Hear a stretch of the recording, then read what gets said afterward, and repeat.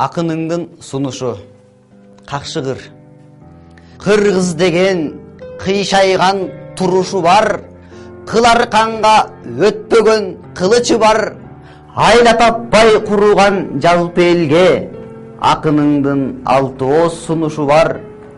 Эл чогулуп кеңешүү кылбайлыбы, гел чогулуп курултай курбайлыбы? Багытыбыз бейишке алып барган жок, барчы жолдун багытын бурбайлыбы?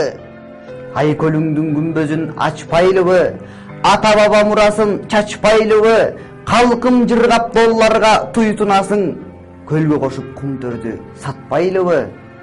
Аңтарылбай тоолордун барбайлыгы, ак төөгарды бүт-бүтүн жарбайлыбы? Кредитти көп алып өлкөбүздү Карызстан деп атап албайлыбы?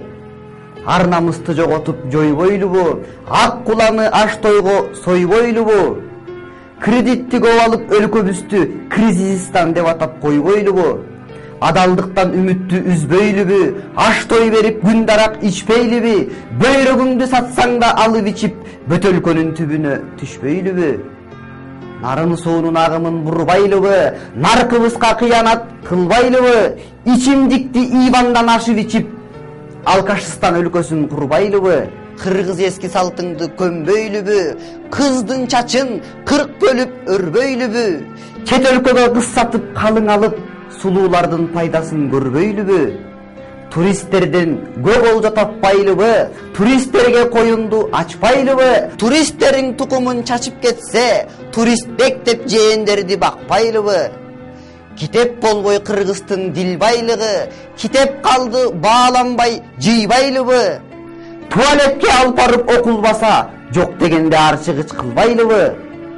Киндиктерди өзүбүз кеспейлиби? Кемен тайың жыртылды чечпейлиби?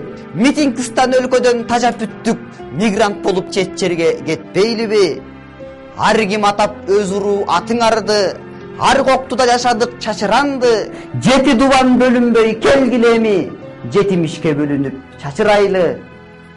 Жети дубан бөлүнбөй келгилеми, жетимишке бөлүнүп чачырайлы.